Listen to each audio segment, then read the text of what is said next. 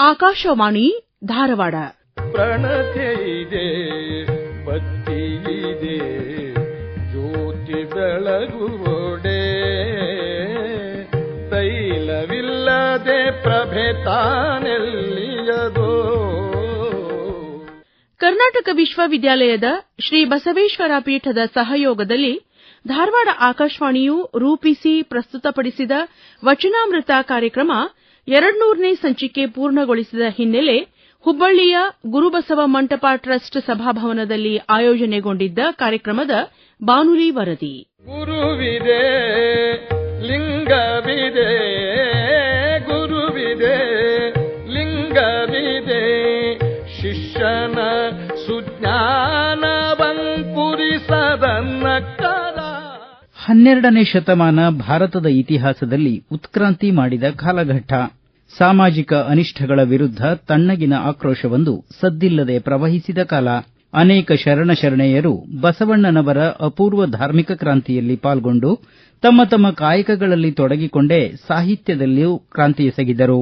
ತಮ್ಮ ಅನುಭವದ ಮೂಲಕ ಅತ್ಯಂತ ಸರಳ ಶಬ್ದಗಳಲ್ಲಿ ರಚಿಸಿದ ವಚನಗಳ ಮೂಲಕ ಸಾಮಾನ್ಯ ಜನತೆಗೂ ನಿಲುಕುವಂತೆ ತಂದಿರಿಸಿದ ಶ್ರೇಯಸ್ಸು ಕನ್ನಡದಲ್ಲಿ ವಿಶೇಷವಾಗಿ ವಚನಕಾರರಿಗೆ ಸಲ್ಲುತ್ತದೆ. ಇಂಥ ಸಾಹಿತ್ಯ ಪ್ರಕಾರವನ್ನು ಇನ್ನಷ್ಟು ಹೆಚ್ಚು ಪರಿಣಾಮಕಾರಿಯಾಗಿ ಜನರಿಗೆ ಮುಟ್ಟಿಸುವ ಉದ್ದೇಶದಿಂದ ರೂಪುಗೊಂಡ ಕಾರ್ಯಕ್ರಮವೇ ವಚನಾಮೃತ. ಅದಕ್ಕೀಗ 200 ಸಂಚಿಕೆಗಳನ್ನು ಪೂರೈಸಿದ ಸಂಭ್ರಮ. ಆ ಹಿನ್ನೆಲೆಯಲ್ಲಿ ಹುಬ್ಬಳ್ಳಿಯಲ್ಲಿ ಒಂದು ಸುಂದರ ಕಾರ್ಯಕ್ರಮ ವಚನಾಮೃತ 200. ಪ್ರಣತೆಯಿದೆ, ಬತ್ತಿಯಿದೆ, ಜ್ಯೋತಿ ಬೆಳಗುವೊಡೆ. ತಮ್ಮ ಸುಶ್ರಾವ್ಯ ವಚನ ಹಾಡುಗಾರಿಕೆ ಮೂಲಕ ಕಾರ್ಯಕ್ರಮಕ್ಕೊಂದು ಅರ್ಥಪೂರ್ಣ ಆರಂಭ ಒದಗಿಸಿದವರು ಧಾರವಾಡ ಆಕಾಶವಾಣಿಯ ಹಿರಿಯ ಉದ್ಘೋಷಕಿ ಗಾಯಕಿ ಮಾಯಾ ರಾಮನ್.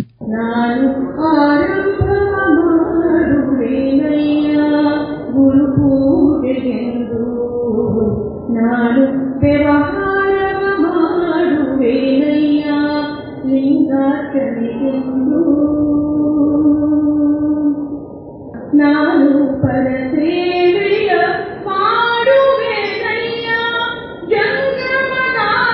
ಜಂಗಮನಾದೋಹಕ್ಕೆಂದು. ನಾನು ಪರಸೇವೆಯ ಮಾಡುವೆನಯ್ಯ, ಜಂಗಮನಾದೋಹಕ್ಕೆ. ಕಾರ್ಯಕ್ರಮಕ್ಕೆ ಆಗಮಿಸಿದ್ದ ಅತಿಥಿ ಗಣ್ಯರನ್ನು ಬಸವ ಅಭಿಮಾನಿಗಳು ಸಹೃದಯರನ್ನು ಪ್ರೀತಿಯಿಂದ ಸ್ವಾಗತಿಸಿ ಬರಮಾಡಿಕೊಂಡದ್ದು ಶ್ರೀಮತಿ ಸುಲೋಚನಾ ತಾಯಿ ಭೂಸನೂರ್ ಅವರು. ಓಂ ಶ್ರೀ ಗುರು ಬಸವಲಿಂಗಾಯ ನಮಃ. ಅಯ್ಯ, ನಿಮ್ಮ ಶರಣರ ಬರುವಿಂಗೆ ಗುಡಿ ತೋರಣವ ಕಟ್ಟುವೆನಯ್ಯ. ಅಯ್ಯ, ನಿಮ್ಮ ಶರಣರ ಬರುವಿಂಗೆ ಮುಡುಹಿನಲ್ಲಿ ಪಟ್ಟವ ಕಟ್ಟುವೆ. ಅಯ್ಯ, ನಿಮ್ಮ ಶರಣರೆನ್ನ ಮನೆಗೆ ಬಂದರೆ ಅವರ ಶ್ರೀಪಾದವ ಎನ್ನ ಹೃದಯ ಕಮಲದಲ್ಲಿ ಬಗೆದಿಟ್ಟುಕೊಂಬೆನು ಕಾಣ ಚನ್ನಮಲ್ಲಿಕಾರ್ಜುನ. ಶ್ರೀ ಗುರು ಬಸವ ಮಂಟಪ ಟ್ರಸ್ಟ್ ಹುಬ್ಬಳ್ಳಿ ಹಾಗೂ ಕರ್ನಾಟಕ ವಿಶ್ವವಿದ್ಯಾಲಯದ ಶ್ರೀ ಬಸವೇಶ್ವರ ಪೀಠ ಮತ್ತು ಆಕಾಶವಾಣಿ ಕೇಂದ್ರ ಧಾರವಾಡ ಹಾಗೂ ಬಸವ ಕೇಂದ್ರ ಹುಬ್ಬಳ್ಳಿ ಮತ್ತು ಧಾರವಾಡ ಇವರುಗಳ ಸಹಯೋಗದೊಂದಿಗೆ ಇಂದು ಜರುಗುತ್ತಿರುವ ವಚನಾಮೃತದ 200 ಸಂಚಿಕೆಗಳ ಸಂಭ್ರಮವನ್ನು ಆಚರಿಸಲು ಸಮ್ಮಿಳಿತಗೊಂಡಿರುವ ತಮ್ಮೆಲ್ಲರಲ್ಲಿ ಶರಣು ಶರಣಾರ್ಥಿಗಳು. ಈ ಕಾರ್ಯಕ್ರಮವನ್ನು ಕಣ್ತುಂಬಿಕೊಳ್ಳಲು ವಚನಾಮೃತದ 200ರ ಸಂಭ್ರಮವನ್ನು ಇಮ್ಮಡಿಗೊಳಿಸಲು ಆಗಮಿಸಿರುವ ಸರ್ವ ಶರಣ ಬಂಧುಗಳಿಗೂ ಮುದ್ದು ಮಕ್ಕಳಿಗೂ ತುಂಬು ಹೃದಯದ ಪ್ರೀತಿಪೂರ್ವಕ ಸ್ವಾಗತವನ್ನು ಬಯಸುತ್ತಿದ್ದೇನೆ. ಸರ್ವರಿಗೂ ಮತ್ತೊಮ್ಮೆ ಮಗದೊಮ್ಮೆ ಸ್ವಾಗತ ಹಾಗೂ ಸುಸ್ವಾಗತ. ಇಡೀ ಕಾರ್ಯಕ್ರಮದ ಆಶಯ, ಉದ್ದೇಶ ಮತ್ತು ಕಾರ್ಯಕ್ರಮದ ಯಶೋಗಾಥೆಯನ್ನು ತಮ್ಮ ಪ್ರಾಸ್ತಾವಿಕ ಮಾತುಗಳ ಮೂಲಕ ಸಭಿಕರ ಮುಂದಿರಿಸಿದವರು ಧಾರವಾಡ ಆಕಾಶವಾಣಿಯ ಕಾರ್ಯಕ್ರಮ ಮುಖ್ಯಸ್ಥರಾದ ಶರಣಬಸವ ಚೋಳಿನವರು. ಸಾಂಸ್ಕೃತಿಕ ನಾಯಕ ಬಸವಣ್ಣ ತನ್ನ ಸಮುದಾಯದ ಜನರು ಯಾರೇ ಬಡವ ಬಂದಿದ ಎಲ್ಲರೇ ಎಲ್ಲರ ಒಂದು ಅಭಿವೃದ್ಧಿಗಾಗಿ ಎಲ್ಲರಲ್ಲೂ ಕೂಡ ಒಂದು ವಿಚಾರ ಸಂಸ್ಕೃತಿ ಬಂದುಕೊಂಡಿದೆ. ಯಾಕಂದ್ರೆ ಮನುಷ್ಯ ಜನ್ಮ ಶ್ರೇಷ್ಠವಾಗಿರುತ್ತೆ, ವಿಚಾರ ಶಕ್ತಿ ಇರುವುದಿಲ್ಲ. ಆ ಒಂದು ವಿಚಾರ ಮಾಡುವಂಗೆ ವಿಚಾರ ಸಂಸ್ಕೃತಿ ಬೇಕಾಗಿದೆ. ಧಾರವಾಡ ಆಕಾಶವಾಣಿ ಒಂದು ಜನಮಾನಸದ ಪ್ರತಿನಿಧಿಯಾಗಿ ಮಹಿಳೆಯರಾಗಿರ್ಬೋದು, ಯುವಜನರಾಗಿರ್ಬೋದು, ವೃದ್ಧರಾಗಿರ್ಬೋದು, ಮಕ್ಕಳಾಗಿರ್ಬೋದು, ಎಲ್ಲರ ಒಂದು ಪ್ರತಿನಿಧಿತ್ವವನ್ನು ಮತ್ತೆ ಆರೋಗ್ಯ ಆಗಿರ್ಬೋದು, ಅದು ಒಂದು ಸಾಂಸ್ಕೃತಿಕ ರಾಜಧಾನಿಯಾಗಿ ಆಕಾಶವಾಣಿ ಧಾರವಾಡ ಜನಜನಿತವಾಗಿದೆ. ಕರ್ನಾಟಕದಲ್ಲಿ ಅತ್ಯಂತ ಜನಪ್ರಿಯವಾಗಿರುವಂತಹ ಧಾರವಾಡ ಆಕಾಶವಾಣಿ. ಇವತ್ತು ನೀರಿನಲ್ಲಿ ರಾಜ್ಯದಲ್ಲಿ ಯಾವ ಇಂಟರ್ನೆಟ್ ಇದೆ ಅವ್ರಿಗೆಲ್ಲ ಸಿಗುತ್ತೆ. ಆಚೆಯೂ ಕೂಡ ನಮ್ಮ ವಚನಾಮೃತ ಕಾರ್ಯಕ್ರಮ ಹೋಗಿದೆ ಅಂದ್ರೆ ನೀವು ಲೆಕ್ಕ ಹಾಕಿ. ಅಂದ್ರೆ ಸೀಮಿತ ರಂಗದ ಒಂದು ಪ್ರದೇಶವನ್ನು ಕೂಡ ಆಕಾಶವಾಣಿ ಧಾರವಾಡ ಮುಟ್ಟಿದೆ. ಹೀಗಾಗಿ ಮತ್ತೆ ಅತ್ಯಂತ ಉತ್ತಮದ ಒಂದು ಜನಪ್ರಿಯತೆಯಲ್ಲಿ ನಮ್ಮ ಆಕಾಶವಾಣಿ ಧಾರವಾಡ 4 ವರ್ಷದ ಹಿಂದಿನ ಮಾತು. ನಮ್ಮ ಕರ್ನಾಟಕ ವಿಶ್ವವಿದ್ಯಾಲಯ ಧಾರವಾಡ ಅದರ ಚುಕ್ಕಾಣಿ ಹಿಡಿದಂತವರು ಆಗ ಪ್ರೊಫೆಸರ್ ಕೆ.ವಿ. ಮುನ್ಸಿಯವರು, ಮತ್ತೆ ಬಸವ ಕೇಂದ್ರದ ಒಂದು ಫೌಂಡರ್ ಡಾಕ್ಟರ್ ವೀರಣ್ಣ ರಾಜು ಅವರು ಇದ್ರು. ನಮ್ಮ ಆಕಾಶವಾಣಿ ಕೇಂದ್ರದ ನಿರ್ದೇಶಕರಾಗಿ ಡಾಕ್ಟರ್ ಸುಬೇಂದ್ರ ಇದ್ರು. ವಚನಾಮೃತ ಕಾರ್ಯಕ್ರಮದ ರಾಜಧಾನಿ ಅಂದ್ರೂ ಅಡ್ಡಿಲ್ಲ, ಅವರು ಎಲ್ಲರನ್ನ ಸಮನ್ವಯಗೊಳಿಸಿ, ಯಾಕಂದ್ರೆ ವಚನಾಮೃತ ಅಮೃತ ಹೆಸರಲ್ಲೇ ಅಮೃತ ಇದೆ. ವಚನಗಳ ಅಮೃತವನ್ನು ನಮ್ಗೆಲ್ಲ ತಲುಪಿಸೋದು ವಚನ ನಿರ್ದೇಶನ ಮಾಡೋದು. ಯಾಕಂದ್ರೆ ವಚನದೊಳಗೆ ಒಂದು ವಚನದಲ್ಲಿ ಸಾಕಷ್ಟು ಅರ್ಥಗಳಿದೆ. ಒಂದು ಪ್ರವೃತ್ತಿಯಿಂದ ಯಾರು ವಿಶ್ಲೇಷಣೆ ಮಾಡ್ತಾರೆ ಅವುಗಳ ಒಂದು ಜೊತೆಗೆ ವೆಂಕಟೇಶ್ ಕುಮಾರ್ ಅಂತವರು ದೊಡ್ಡ ಹಾಡುಗಳು, ನಮ್ಮ ಬಸವರಾಜ ರಾಜರು ಹಾಗೆ ಒಂದು ಸಂದರ್ಶನ, ಇದು ಇಷ್ಟು ಅದ್ಭುತವಾಗಿ ನಮ್ಮ ಆಕಾಶವಾಣಿ ಕಾರ್ಯಕ್ರಮಗಳು ಅಂತಂದ್ರೆ ಒಂದು 3 ತಿಂಗಳ ಕಾಲ 13 ಕಾರ್ಯಕ್ರಮಗಳು ಮಾಡುವಂಥದ್ದು ನಮ್ಮ ಪರಿಪಾಠ. ಈ ವಚನಾಮೃತ ಆರಂಭ ಆದ್ಮೇಲೆ ನಮಗೆ ಮೊದಲು SDM ಆರೋಗ್ಯ ಸಂವಾದ ಇತ್ತು, 20 ವರ್ಷದಿಂದ ನಡೀತಾ ಇದೆ ಆರೋಗ್ಯ ಸಂವಾದ. ಹೀಗೆ ಒಂದು ಸಾಕಷ್ಟು ಸರಣಿಗಳನ್ನು ಮಾಡಲಿಕ್ಕೆ ಸಾಧ್ಯ. ಅದಕ್ಕೆ ವಚನಾಮೃತ ಕೂಡ ಒಂದು ಕಾರಣೀಭೂತ ಅಭ್ಯಾಸವಾಗಿ ನಡ್ಕೊಂಡು ಬಂದ 201 ಸಂಚಿಕೆ ಆಗಿದೆ. ನಾಳೆ 202ನೇ ಸಂಚಿಕೆ. ಧಾರವಾಡ ಆಕಾಶವಾಣಿ ಒಂದು ಜನಮಾನಸದ ಪ್ರತಿನಿಧಿಯಾಗಿ, ಅಂದ್ರೆ ಒಂದು ಸಾಂಸ್ಕೃತಿಕ ರಾಜಧಾನಿಯಾಗಿ ಆಕಾಶವಾಣಿ ಧಾರವಾಡ ಜನಜನಿತವಾಗಿದೆ. ಕರ್ನಾಟಕದಲ್ಲಿ ಅತ್ಯಂತ ಜನಪ್ರಿಯವಾಗಿರುವಂತದ್ದು ಧಾರವಾಡ ಆಕಾಶವಾಣಿ. ಸಾಗರದ ಆಚೆಯೂ ಕೂಡ ನಮ್ಮ ವಚನಾಮೃತ ಕಾರ್ಯಕ್ರಮ ಹೋಗಿದೆ ಅಂದ್ರೆ ನೀವು ಲೆಕ್ಕ ಹಾಕಿ. ಕರ್ನಾಟಕ ವಿಶ್ವವಿದ್ಯಾಲಯ ಮತ್ತು ಆಕಾಶವಾಣಿ ಧಾರವಾಡ 2 ಜಂಟಿಯಾಗಿ ಮಾಡಿದ ಈ ಕಾರ್ಯಕ್ರಮ ಅದಕ್ಕೆ ತುಂಬಾ ಯಶಸ್ವಿಯಾಗಿದೆ. ಇಬ್ರು ಕೂಡ ಬಹಳ ಅಹರ್ನಿಸಿ ಒಂದು ಪ್ರಾಮಾಣಿಕ ಬದ್ಧತೆಯಿಂದ ದುಡಿದಾಗ ಈ ಕಾರ್ಯಕ್ರಮ ಸಾರ್ಥಕತೆ ಆಯಿತು. ಈ ಒಂದು ಯಶಸ್ಸು ಏನಿದೆಯಲ್ಲ ಪ್ರತಿಯೊಬ್ಬರಿಗೂ ಸಲ್ಪಿಸಿತು. ಕೇಳುಗರು ಈ ಕಾರ್ಯಕ್ರಮಕ್ಕೆ ಕಾರಣೀಭೂತರಾದಂತಹ ಸರ್ವರನ್ನು ಕೂಡ ನಾವು ಬಹಳ ಪ್ರೀತಿಯಿಂದ, ಬಹಳ ಧನ್ಯತೆಯಿಂದ, ಕೃತಜ್ಞತೆಯಿಂದ ನೆನೆತೀನಿ.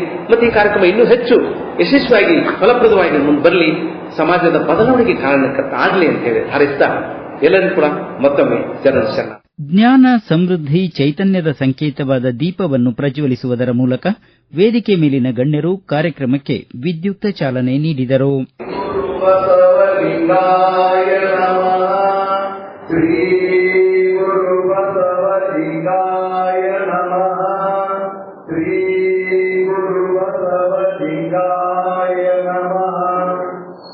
ಕಾರ್ಯಕ್ರಮದಲ್ಲಿ ಅತಿಥಿಯಾಗಿ ಪಾಲ್ಗೊಂಡಿದ್ದ ಹಿರಿಯ ವಿಮರ್ಶಕ, ಚಿಂತಕ ಡಾಕ್ಟರ್ ಎಂಎಂ ಕಲಬುರ್ಗಿ ರಾಷ್ಟ್ರೀಯ ಪ್ರತಿಷ್ಠಾನದ ಅಧ್ಯಕ್ಷರೂ ಆಗಿರುವ ಡಾಕ್ಟರ್ ವೀರಣ್ಣ ರಾಜೂರ್ ಮಾತನಾಡಿ, ಮನಸ್ಸಿನ ಕೊಳೆ ಅಂಧಕಾರವನ್ನು ಕಳೆಯುವುದೇ ವಚನಗಳ ಉದ್ದೇಶ.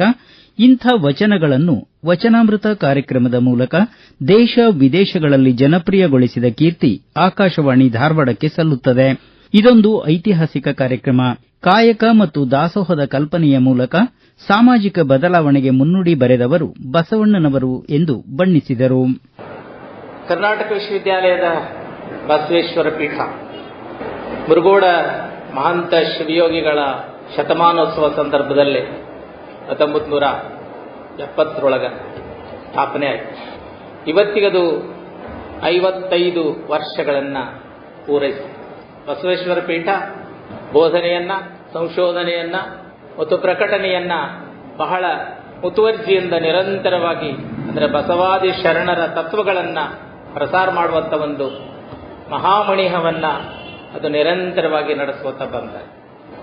ಅದನ್ನ ಸ್ಥಾಪನೆ ಮಾಡಿದವರು ಮುರುಗೋಡದ ಭಕ್ತರು ಮತ್ತು ಆಗಿನ ಕರ್ನಾಟಕ ವಿಶ್ವವಿದ್ಯಾಲಯದ ಕನ್ನಡ ವಿಭಾಗದ ಪ್ರಾಧ್ಯಾಪಕರಾಗಿದ್ದಂಥ ಡಾಕ್ಟರ್ ಆರ್.ಸಿ. ರಮಠರು, ಮುರುಘಾಮಠದ ಮಹಾಂತಪ್ಪಗಳು, ಬೆಳಗಾವಿಯ ಸಿದ್ದರಾಮಣ್ಣ ಬೆಂಬಳಿಗೆಯವರು, ಸುಂಕಾಪುರವರು, ಹೀಗೆ ಮಹಂತ ಶಿವಯೋಗಿಗಳಿಗೆ 100 ವರ್ಷ ತುಂಬಿದಾಗ ಒಂದು ಮಹಾ ಉತ್ಸವವನ್ನ ಆ ನಾಡಿನ ಭಕ್ತರೆಲ್ಲ ಸೇರ್ಕೊಂಡು ಮಾಡಿದ್ರು. ಆ ಸಂದರ್ಭದೊಳಗೆ ಕೂಡಿಸಿದಂಥ ಹಣದೊಳಗೆ ಒಂದು 3 ಲಕ್ಷ ರೂಪಾಯಿ ಉಳಿಯಿತು.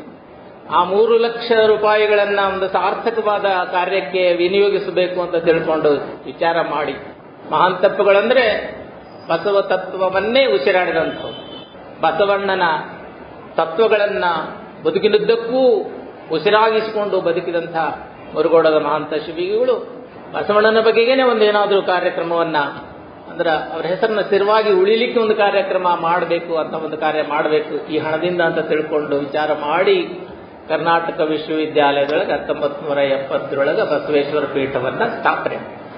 ಇಂದಿನವರೆಗೆ ಅಂದ್ರೆ 55 ವರ್ಷಗಳ ಅವಧಿಯೊಳಗ ಅದು ಅನೇಕ ಕಾರ್ಯಕ್ರಮಗಳನ್ನ ಮಾಡ್ಕೊತ ಬಂದೆ. ಅದು ವಿಚಾರ ಸಂಕಿರಣ ಇರ್ಬೋದು, ಅದು ಬಸವ ವಾಹಿನಿ ಇರ್ಬೋದು, ಅದು ಪ್ರಚಾರೋಪನ್ಯಾಸ ಮಾಲೆ ಇರ್ಬೋದು, ವಿಶೇಷ ಉಪನ್ಯಾಸ ಮಾಲೆ ಇರ್ಬೋದು, ಬೆಳ್ಳಿ ಹಬ್ಬ ಇರ್ಬೋದು, ಬಂಗಾರದ ಹಬ್ಬ ಇರ್ಬೋದು, ನೂರಾರು ಗ್ರಂಥಗಳನ್ನ ಪ್ರಕಟ ಮಾಡ್ಕೊತ. ಅದರ ಒಂದು ಉತ್ತುಂಗ ಧ್ವಜ ಅಂತಂದ್ರೆ ವಚನಾಮೃತ. ಇವತ್ತು ವಚನಾಮೃತ 200. ನಾ ಭಾಗ್ಯಶಾಲಿ, ಯಾಕಂದ್ರೆ ವಚನಾಮೃತದ ಮೊದಲ ವಚನ ನಿರ್ವಚನ ಮಾಡಿದವ್ ನಾನೇ. ನನ್ನಿಂದ ಆರಂಭ. ಇವನಾರವ ಇವನಾರವ ಇವನಾರವ ಎಂದೆನಿಸದಿರಯ್ಯ, ಇವನಮ್ಮವ ಇವನಮ್ಮವ ಇವನಮ್ಮವ ಎಂದೆನಿಸಯ್ಯ, ಕೂಡಲ ಸಂಗಮ ದೇವ ನಿಮ್ಮ ಮನೆಯ ಮಗನೆಂದೆನಿಸಯ್ಯ ಅನ್ನುವಂತ ವಚನದ ಮೂಲಕನೇ ವಚನಾಮೃತ. ಯಾರು ಬೇರೆಯವರಲ್ಲ, ಯಾರು ಬೇರೆಯವರು, ಎಲ್ಲರೂ ನಮ್ಮವರ ಅನ್ನುವಂತ ಒಂದು ಮಹಾತತ್ವವನ್ನ ಕೊಟ್ಟು ಹೋದಂತ ಬಸವಣ್ಣನವರ ಆ ವಚನದ ಮೂಲಕ ವಚನಾಮೃತ ಆರಂಭ ಆದ ಕಾರಣವಾಗಿ ಇವತ್ತು 200ಕ್ಕೆ ಅದು ದಾಟಿ ಬಂದದಂತ ನಾನು ಅನ್ಕೊಂಡಿದ್ದೆ. ಆ ಮೂಲಕವಾಗಿ ಶರಣ ತತ್ವವನ್ನ ಹೇಳಿದ್ರಲ್ಲ, ಬರೇ ಕರ್ನಾಟಕಕ್ಕಲ್ಲ, ಭಾರತಕ್ಕಲ್ಲ, ಅಮೇರಿಕದೊಳಗೆ ಕುಂತ್ಕೊಂಡೂ ಸಹಿತ ಈ ವಚನಾಮೃತವನ್ನ ಕೇಳಿ ನಮಗ ಫೋನ್ ಮೂಲಕ ಎಷ್ಟು ಚಲೋ ಮಾಡ್ತಿದ್ರಲ್ರಿ ಅಂತ ಶಬಾಷ್ಕಿರಿ ಕೊಡ್ತಾರೆ. ಈ ವಚನಾಮೃತ ಜನಪ್ರಿಯ ಅಂತ ಜನಪ್ರಿಯವಾದಂತ ಒಂದು ಕಾರ್ಯಕ್ರಮ. ಅವ್ರು ಹೇಳಿದ್ರು ಯಾವ್ಯಾವ ಕಾರ್ಯಕ್ರಮಗಳು 100 ಆಗಿರ್ಬೋದು, 1000 ಆಗಿರ್ಬೋದು, ಆದ್ರೆ ವಚನಾಮೃತದ 200 ಕಾರ್ಯಕ್ರಮ ಇಲ್ಲ, ಇದೊಂದು ಐತಿಹಾಸಿಕ ಕಾರ್ಯಕ್ರಮ ಅಂತ ನಾನು ಅನ್ಕೊಂಡಿದ್ದೆ. ಬಸವಪೀಠದ ಈ ಕಾರ್ಯಕ್ರಮಗಳೆಲ್ಲ ಹೀಗೆ ನಿರಂತರವಾಗಿ ನಡೆಯುವಂತಾಗಲಿ, ತಮ್ಮೆಲ್ಲರ ಈ ದಾಸೋಹದ ಮನೋಭಾವ ಎನ್ನುವಲ್ಲಿ ಹೀಗೇನೆ ಮುಂದುವರಿಲಿ. ಇನ್ನೂ ಅನೇಕ ಪ್ರಾಯೋಜಕರು ಮುಂದೆ ಬಂದಿದ್ದಾರ, ಅವರ ಒಂದು ಸಹಾಯದಿಂದ ಇದನ್ನ ಇನ್ನೂ ನಾವು ಮುಂದುವರಿಸಿಕೊಂಡು ಹೋಗ್ತೀವಿ. ಒಟ್ಟಾಗಿ ಈ ವಚನಾಮೃತ ನಮಗೆಲ್ಲ ಬಹಳ ಸಂತೋಷವನ್ನ ಕೊಟ್ಟಿದೆ. ಇದು ಹೀಗೇನೆ ಮುಂದುವರಿಲಿ, ತಮ್ಮೆಲ್ಲರ ಸಹಕಾರ ಇರಲಿ. ಇದರಲ್ಲಿ ಕೈ ಜೋಡಿಸಿದಂತ ಎಲ್ಲರಿಗೂ ಮತ್ತೊಮ್ಮೆ ನಾನು ಅನಂತ ಶರಣಾರ್ಥಿಗಳನ್ನು ಸಲ್ಲಿಸಿ ನನ್ನ ಮಾತುಗಳನ್ನು ಮುಗಿಸ್ತೇನೆ. ಇನ್ನೋರ್ವ ಅತಿಥಿ ಧಾರವಾಡ ಆಕಾಶವಾಣಿಯ ನಿವೃತ್ತ ಕಾರ್ಯಕ್ರಮ ಮುಖ್ಯಸ್ಥ ಡಾಕ್ಟರ್ ಬಸು ಬೇವಿನಗಿಡದ್ ಮಾತನಾಡಿ, ಸಮಾಜದಲ್ಲಿ ಕಂಡುಬರುವ ಮೇಲು ಕೀಳು, ಡಾಂಬಿಕತನ, ನಿಷ್ಕರುಣೆ, ವ್ಯಕ್ತಿ ಸಮಾಜದ ರೀತಿ, ನಡಾವಳಿಯಲ್ಲಿನ ಅಸಂಬದ್ಧತೆಗಳನ್ನು ತಮ್ಮ ವಚನಗಳ ಮೂಲಕ ಎತ್ತಿ ತೋರಿದವರು ಶರಣರು. ಸಾಮಾಜಿಕ ಎಚ್ಚರ, ಎಲ್ಲರನ್ನೂ ಒಳಗೊಳ್ಳುವ ಮನೋಭಾವನೆ, ಪ್ರೀತಿ, ಕರುಣೆಯಂಥ ಜೀವನ ಮೌಲ್ಯಗಳನ್ನು ಬೋಧಿಸಿದವರು ವಚನಕಾರರು ಎಂದರು. ಗುರುಬಸವ ಮಂಟಪ ಹುಬ್ಬಳ್ಳಿ ಅಂದ್ರೆ ಒಂದು ನಾಡಿನಲ್ಲಿ ಒಂದು ಎಚ್ಚರ, ಒಂದು ನೈತಿಕ ಎಚ್ಚರ ಮತ್ತು ಒಂದು ಯಾವ ರೀತಿ ಒಂದು ನಮ್ಮ ಧರ್ಮ ಇರಬೇಕು, ಮಾನವೀಯತೆ ಇರಬೇಕು. ಕರ್ನಾಟಕದ ಒಂದು ಸಾಂಸ್ಕೃತಿಕ ನಾಯಕ ಬಸವಣ್ಣನವರು ಯಾವ ರೀತಿ ಕರ್ನಾಟಕವನ್ನ ಮತ್ತು ಇಡೀ ಭಾರತವನ್ನ, ವಿಶ್ವವನ್ನ ಅವರು ಎಚ್ಚರಗೊಳಿಸಿದ್ದಾರೆ. ಚನ್ನವೀರ ಕಣಿಯವರು ಒಂದ್ ಕಡೆ ಹೇಳ್ತಿರ್ತಾರೆ, 8 ಶತಮಾನಗಳ ಶತಪತ್ರ ವರಳುತ್ತಿದೆ, 8 ಶತಮಾನಗಳ ಶತಪತ್ರ ವರಳುತ್ತಿದೆ, 8 ದಿಕ್ಕಿಗೂ ಗಂಧಗಾಳಿ ಹರಡಿ. ಅಂದ್ರೆ 8 ದಿಕ್ಕಿಗೂ ಕೂಡ ಅಂತ ಗಂಧಗಾಳಿ ಹರಡಿದಂತ ಒಂದು ಸಮಾಜದಲ್ಲಿ ಎಚ್ಚರವನ್ನು ತಂದಂತಹ, ಸಮಾನತೆಯನ್ನು ತಂದಂತಹ, ಸ್ತ್ರೀಯರಿಗೆ ಸಮಾನತೆಯನ್ನು ಕೊಟ್ಟಂತಹ ಬಸವಣ್ಣನವರು ಮತ್ತು ಎಲ್ಲ ಕಾಲದ ಶರಣವರು ಇದ್ದಾರಲ್ಲ, ಅವರು ಸರ್ವಕಾಲಕ್ಕೂ ಶ್ರೇಷ್ಠರು. ಅವರನ್ನ ನೆನೆದು, ಬಸವಣ್ಣನವರನ್ನು ನೆನೆಯದೆ ಒಂದು ಕ್ಷಣ ಕೂಡ ನಾವು ಇರ್ಲಿಕ್ಕೆ ಆಗೋದಿಲ್ಲ ಅಂತ ಅನ್ನುವಂಥದ್ದು. ನಾವು ಇವತ್ತು ಧಾರವಾಡ ಆಕಾಶವಾಣಿ ಮತ್ತು ಬಸವೇಶ್ವರ ಪೀಠ ಕರ್ನಾಟಕ ವಿಶ್ವವಿದ್ಯಾಲಯ 200 ಸಂಚಿಕೆಯನ್ನ ಮುಟ್ಟಿರಬಹುದು. ಅಂಥ ಒಂದು ಬಸವಣ್ಣನ ತತ್ವಗಳನ್ನ, ಬಸವಣ್ಣನವರ ಮತ್ತು ಎಲ್ಲರೂ ಬರೀ ಬಸವಣ್ಣನವರಂತೆ ಅಷ್ಟೇ ಅಲ್ಲ, ಅವರ ಸಮಕಾಲೀನ ಎಲ್ಲ ಶರಣರ, ಎಲ್ಲ ಶರಣೀಯರ, ನೀಲಾಂಬಿಕೆ, ಶರಣೆ ಗೊಗ್ಗವ್ವೆ, ಐದಕ್ಕಿ ಲಕ್ಕಮ್ಮ, ಅಕ್ಕಮಹಾದೇವಿ, ನೀಲಾಂಬಿಕೆ, ಅಂದ್ರೆ ಎಲ್ಲರ ಸಮಾಜದ ಎಲ್ಲ ಸ್ತರದವರ, ಎಲ್ಲ ರೀತಿಯ ಕೆಲಸ ಮಾಡುವವರ ವಚನಗಳನ್ನ ಸಮಾಜಕ್ಕೆ ಮುಟ್ಟಿಸಿದ ಒಂದು ತೃಪ್ತಿ ಧಾರವಾಡ ಆಕಾಶವಾಣಿ ಮತ್ತು ಕರ್ನಾಟಕ ವಿಶ್ವವಿದ್ಯಾಲಯಕ್ಕೆ ಇದೆ. ಅಂದ್ರೆ ವಚನಾಮೃತ ಅನ್ನುವಂಥ ಕಾರ್ಯಕ್ರಮ ಒಂದು ಇಡೀ ನಾಡಿನಲ್ಲಿ ಒಂದು ಸಂಚಲನವನ್ನ ತಂದಂತ ಒಂದು ಕಾರ್ಯಕ್ರಮ. ಈ ವಚನಾಮೃತ ಇಷ್ಟೊಂದು ಯಶಸ್ವಿ ಆಗಬೇಕಾದ್ರೆ, ಇಷ್ಟೊಂದು ಅರ್ಥಪೂರ್ಣ ಆಗಬೇಕಾದ್ರೆ ಅದು ಮತ್ತೊಬ್ಬರಿಗೆ, ಸಾವಿರಾರು ಜನರಿಗೆ, ಲಕ್ಷಾಂತರ ಜನರಿಗೆ ಅದು ಪ್ರೇರಣೆ ಕೊಡ್ಲಿಕ್ಕೆ ಕಾರಣಕರ್ತರು ಎಲ್ಲ ಕೂಡಿರುವಂತ ನೀವುಗಳು ಅಂತ ನಾನು ಬಹಳ ವಿನಮ್ರತೆಯಿಂದ ಹೇಳಲಿಕ್ಕೆ ಬಯಸ್ತೇನೆ. ಕಾರ್ಯಕ್ರಮದ ಮಧ್ಯದಲ್ಲಿ ವಚನ ಸುನಾದ ಸಂಗೀತ ಸಭಾ ಸದಸ್ಯರು ಒಂದೆರಡು ವಚನಗಳನ್ನು ಸುಶ್ರಾವ್ಯವಾಗಿ ಪ್ರಸ್ತುತಪಡಿಸಿದರು.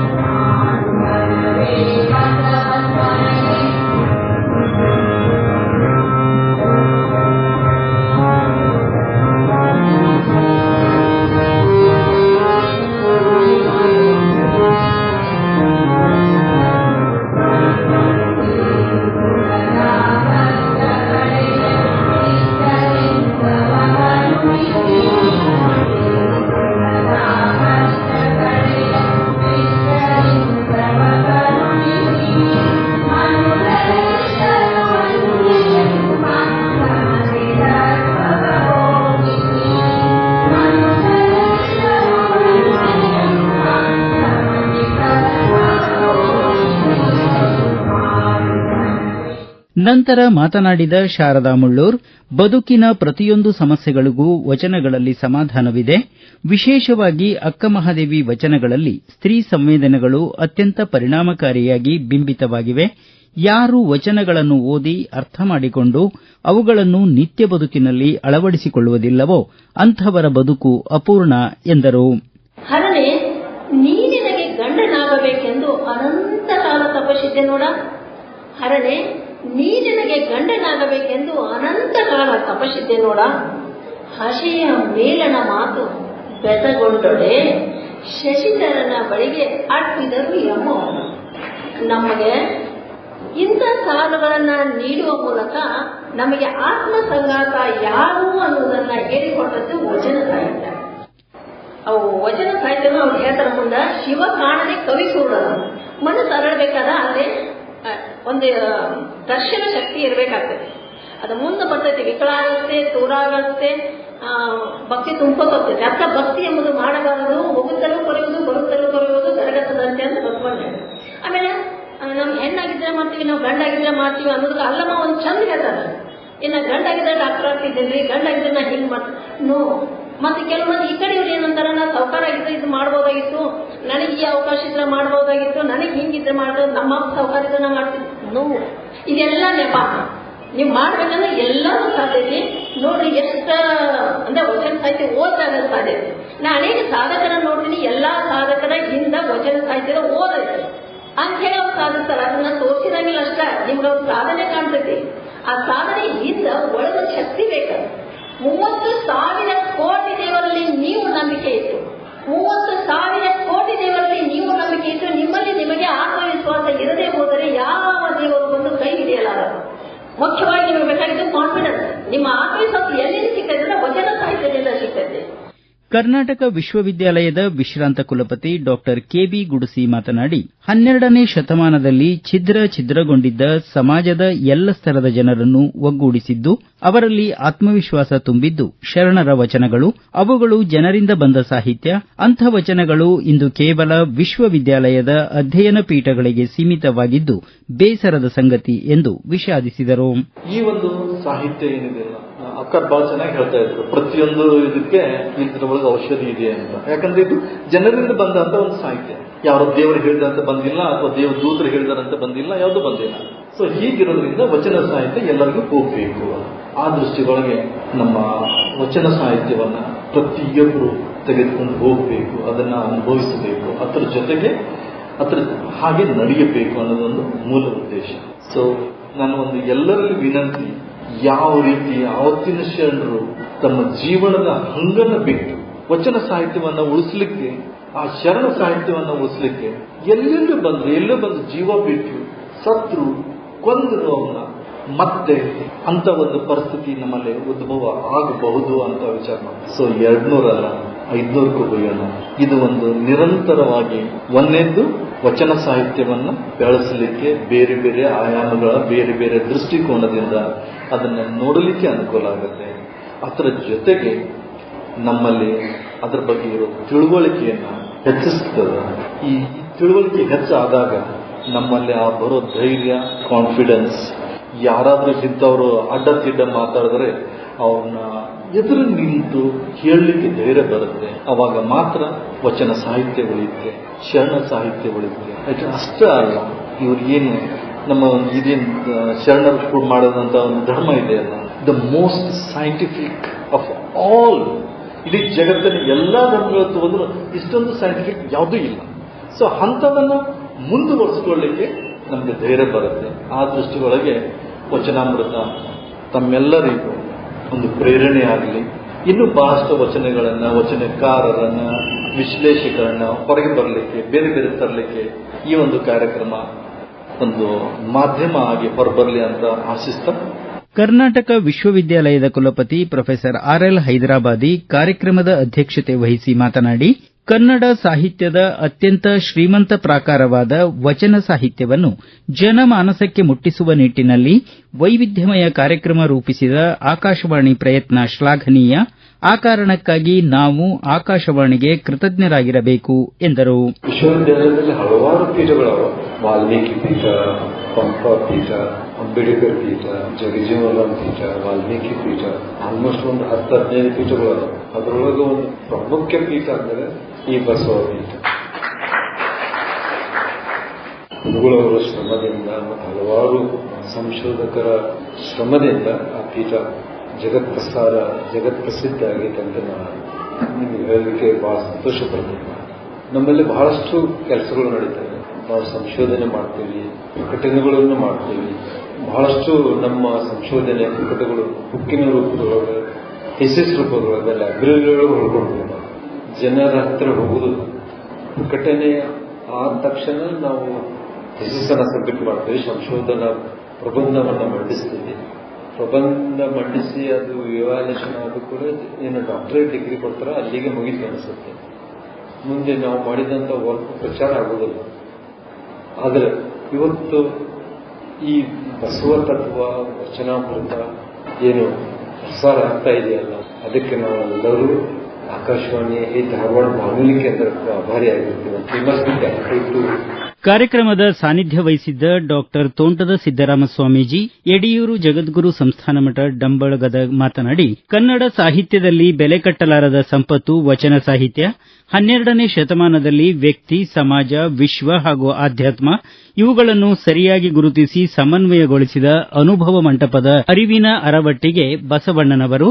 ಬಸವಣ್ಣನಾದಿಯಾಗಿ ಆ ಸಂದರ್ಭದ ವಿವಿಧ ಶರಣರ ವಚನಗಳಿಗೆ ಸಂಗೀತ ಸಂಯೋಜಿಸಿ ವಿಶ್ಲೇಷಣೆಗೆ ಒಳಪಡಿಸಿ ಹೊಸ ಆಯಾಮದ ಚಿಂತನೆಗೆ ಅವಕಾಶ ಮಾಡಿಕೊಟ್ಟ ವಚನಾಮೃತ ಕಾರ್ಯಕ್ರಮ ಒಂದು ಒಳ್ಳೆಯ ಉಪಕ್ರಮ ಎಂದು ಬಣ್ಣಿಸಿದರು. ಧಾರವಾಡ ಆಕಾಶವಾಣಿಯಿಂದ ವಚನಾಮೃತವನ್ನು ಕೇಳುವಂತಹ ಸೌಭಾಗ್ಯ ನಮಗೂ ನಿಮಗೂ ಒದಗಿ ಬಂದಿರೋದು ಅತ್ಯಂತ ಪುಣ್ಯದ ಫಲ ಅಂತ ಹೇಳಿ ನಾನು ಹೇಳಬೇಕು. ಬಹಳ ಸುಂದರವಾಗಿ ಧಾರವಾಡ ಆಕಾಶವಾಣಿಯವರು ಆ ಕಾರ್ಯಕ್ರಮವನ್ನು ನಡೆಸಿಕೊಡ್ತಾ ಇದ್ದಾರೆ. ವಚನಗಳನ್ನು ರಾಗಬದ್ಧವಾಗಿ, ತಾಳಬದ್ಧವಾಗಿ ಹಾಡೋದು, ಅದರ ಜೊತೆಗೆ ಆ ವಚನವನ್ನು ವ್ಯಾಖ್ಯಾನಿಸುವಂಥ ಒಬ್ಬ ಗೌರವಾನ್ವಿತ ವ್ಯಕ್ತಿಯನ್ನು ಕರೆದು ಆ ವಚನಗಳ ಸಾರವನ್ನು ತಿಳಿಸಿಕೊಡೋದು ನಿಜಕ್ಕೂ ಇದೊಂದು ಅಭಿನಂದನೀಯವಾಗಿರುವಂಥ ಸಂಗತಿ. ಇವತ್ತು ವಚನ ಸಾಹಿತ್ಯದ ಬಗ್ಗೆ ನಾವೆಲ್ಲರೂ ಆಸಕ್ತಿಯನ್ನ ಬೆಳೆಸಿಕೊಳ್ಳಬೇಕು. ವಚನ ಸಾಹಿತ್ಯದಲ್ಲಿ ನಮ್ಮ ಜೀವನದ ಎಲ್ಲ ಸಮಸ್ಯೆಗಳಿಗೆ ಪರಿಹಾರ ಇದೆ ಎಂಬುದನ್ನು ಬಹಳ ಸ್ಪಷ್ಟವಾಗಿ ಗುರುತಿಸಬೇಕು.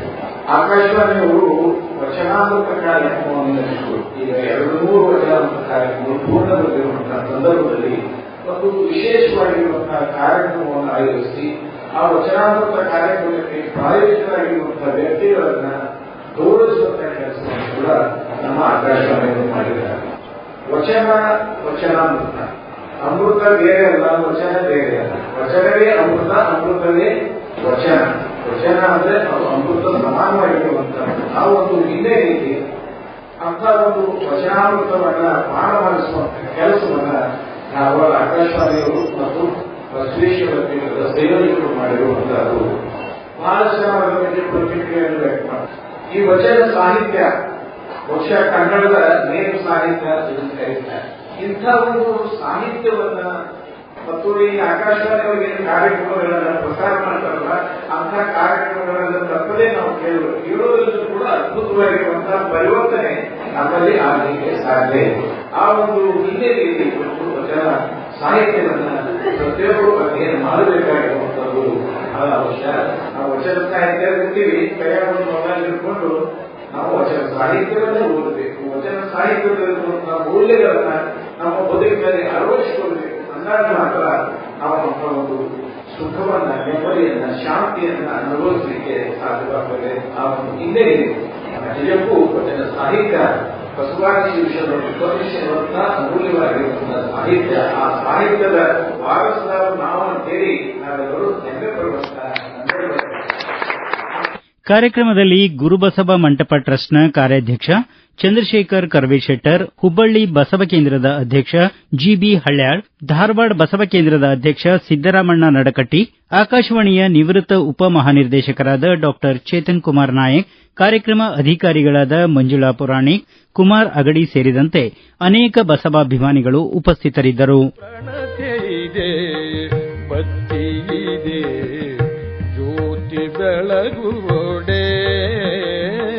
ಬದುಕಿನ ಮೌಲ್ಯಗಳು, ನಿರಂತರತೆ, ನಿರರ್ಥಕತೆ, ಆಶಯಗಳನ್ನು ಅತ್ಯಂತ ಪರಿಣಾಮಕಾರಿಯಾಗಿ ಸರಳ ಶಬ್ದಗಳ ಮೂಲಕ ಜನಸಾಮಾನ್ಯರಿಗೂ ಅರ್ಥವಾಗುವಂತೆ ವಚನಗಳನ್ನು ರಚಿಸಿ ಸಾಮಾಜಿಕ ಕ್ರಾಂತಿಗೆ ಮುನ್ನುಡಿ ಬರೆದವರು ಶರವಣರು. ಅಂಥ ವಚನಗಳ ಪರಿಣಾಮವನ್ನು ಇನ್ನಷ್ಟು ಉತ್ಕೃಷ್ಟಗೊಳಿಸುವ ನಿಟ್ಟಿನಲ್ಲಿ ರೂಪುಗೊಂಡ ವಚನಾಮೃತ ಕಾರ್ಯಕ್ರಮ ಒಂದು ವಿಭಿನ್ನ, ವಿಶಿಷ್ಟ ಕಾರ್ಯಕ್ರಮ ಎನ್ನುವ ಅಭಿಪ್ರಾಯ ಸೇರಿದ್ದ ಸಹೃದಯರ ಮನಸ್ಸಿನ ಮಾತಾಗಿತ್ತು. 200, 500 1000 ಎನ್ನುವ ಮನಸ್ಸು ತುಂಬಿದ ಹಾರೈಕೆ ಜೊತೆಗಿತ್ತು. ಪ್ರಣತೆಯಿದೆ, ಭಕ್ತಿಯಿದೆ, ಜ್ಯೋತಿ ಬೆಳಗುವೊಡೆ, ತೈಲವಿಲ್ಲದೆ ಪ್ರಭೆ ತಾನೆಲ್ಲಿಯದೋ. ಇದುವರೆಗೆ ವಚನಾಮೃತ 200 ಬಾನುಲಿ ವರದಿ ಕೇಳಿದಿರಿ. ವರದಿ ಮತ್ತು ನಿರೂಪಣೆ ರವಿ ಕುಲಕರ್ಣಿ.